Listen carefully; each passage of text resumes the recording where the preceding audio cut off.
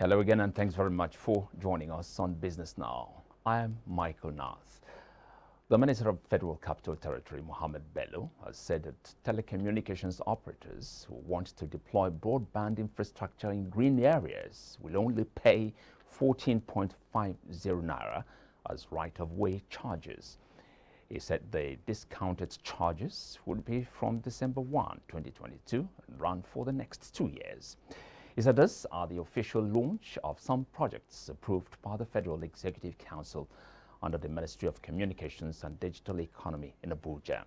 According to the FCT minister, green areas were places lacking any telecommunication infrastructure in the FCT. Also speaking at the launch was the Minister of Communications and Digital Economy, Issa Pantami, who assured that he was working assiduously to improve internet speed and reduce its cost in Nigeria in line with the National Broadband Plan 2020 to 2025.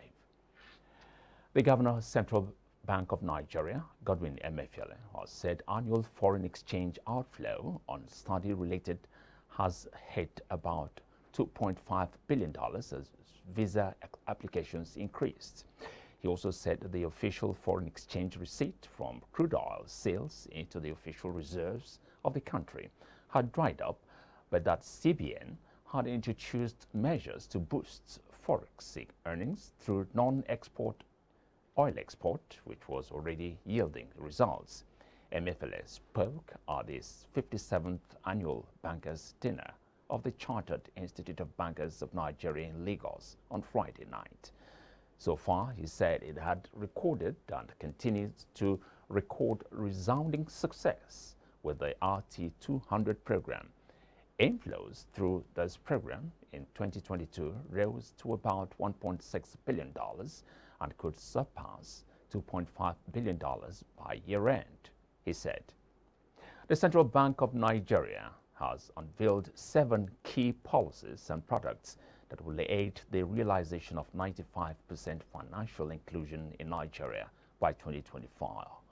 The policies include the revised National Financial Inclusion Strategy 3.0, the strategy for leveraging agent networks for women's financial inclusion, the National FinTech Strategy, the Payment System Vision PSV 2025, the Nigeria Financial Services Maps, the CBN Regulatory Sandbox, and a FinTech bridge between the Central Bank of Nigeria and the Central Bank of Egypt.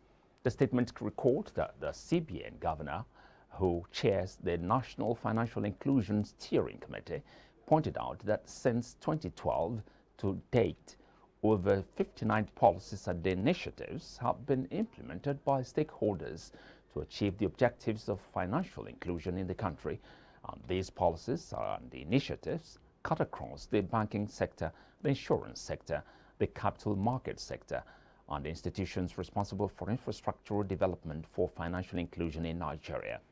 Emefiele said the Apex Bank has prioritized financial inclusion through its invention for over 4 million smallholder farmers and SMEs, creating over 2 million jobs, adding that the CBN aims to achieve a 95% rate of financial inclusion in Nigeria by the end of 2024. The British Deputy High Commissioner to Nigeria, Ben Llewellyn Jones, has stated that the UK government was committed to supporting Nigeria's financial sector, particularly the capital market, in being more innovative, sustainable, and resilient due to emerging climate change challenges. Represented by Head Economic Development, Ms. Sally Woodhouse, she said the UK is keen to continue to support FSDA and the SEC to deepen Nigeria's capital markets. And his remarks on the outcome of the CMC meeting, Director General of the SEC, Lamido Yuguda, said the meeting emphasized the increasing importance of fintech, sustainable finance, financial inclusion, and non-interest finance. The executive management team of the SEC reiterated its commitment to continue creating awareness, imparting knowledge, and engendering public participation in these topic areas.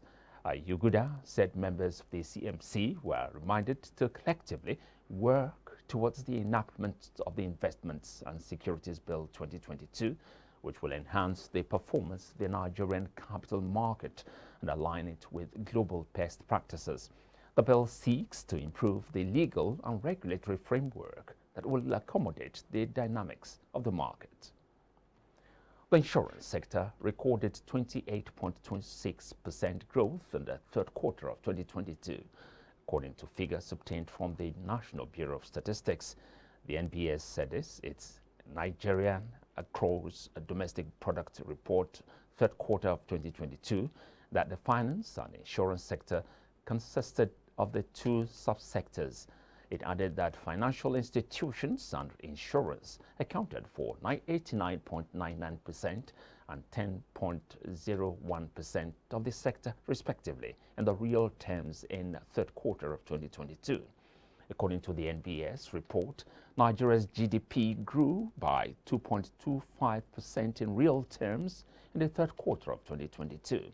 The growth rate declined from 4.03% in the third quarter of 2021. He added, quarter-on-quarter real GDP grew at 9.68% in third quarter of 2022, reflecting a higher economic activity in third quarter of 2022 than their preceding quarter.